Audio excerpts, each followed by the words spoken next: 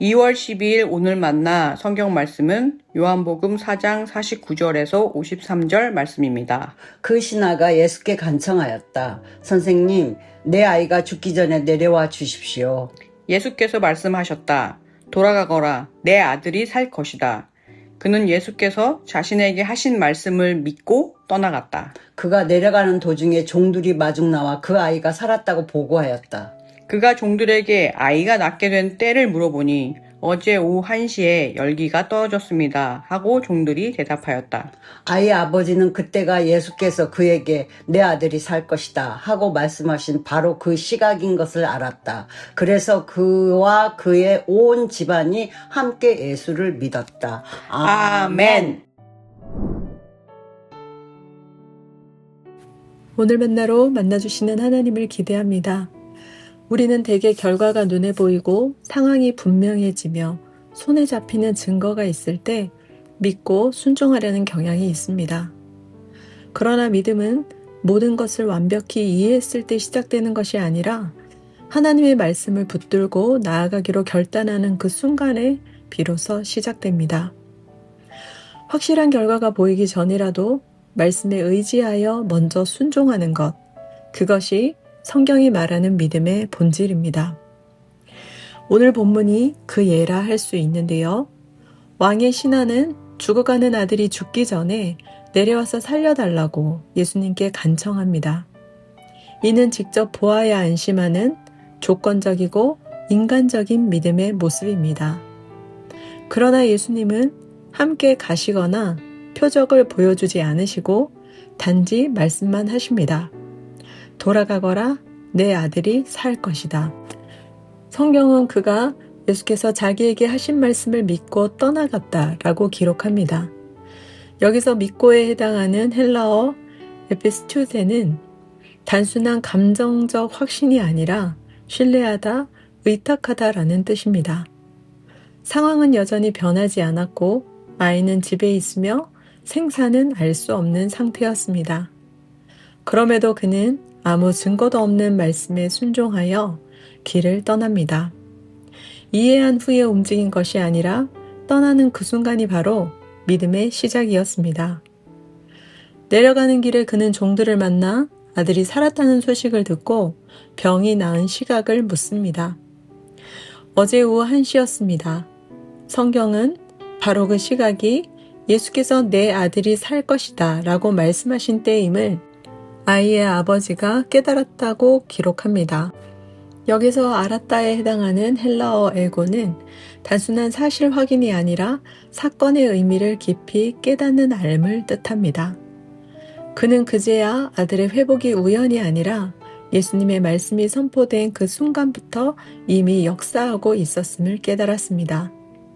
믿음은 떠날 때 시작되었고 깨달음은 나중에 주어졌습니다.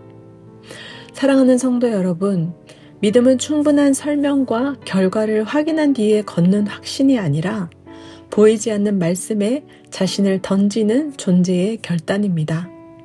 왕의 신하는 말씀 하나에 자신의 발걸음과 삶을 의탁했고 그가 떠나는 그 순간부터 하나님의 역사는 이미 시작되고 있었습니다. 결국 보지 않고 믿고 떠난 한 사람의 순종은 그와 그 온 집안이 다 믿는 구원의 역사로 이어졌습니다. 우리도 종종 묻곤 하지요. 정말 주의 말씀이 맞습니까? 확실해지면 가겠습니다. 그러나 오늘 본문은 분명히 말합니다. 확실해져서 가는 것이 아니라 요단강을 건너기 위해 제사장들이 먼저 발을 내디뎠던 것처럼 말씀을 믿고 발걸음을 떼는 바로 그 순간에 하나님의 역사는 이미 시작된다고 말입니다. 지금 우리의 삶은 어떻습니까? 결과가 보이지 않고 상황이 설명되지 않아 머뭇거리고 있지는 않습니까? 주의 말씀이 들렸다면 모든 것이 분명하지 않아도 떠나는 것, 그것이 참된 믿음의 시작입니다. 그리하면 훗날 반드시 이렇게 고백하게 될 것입니다.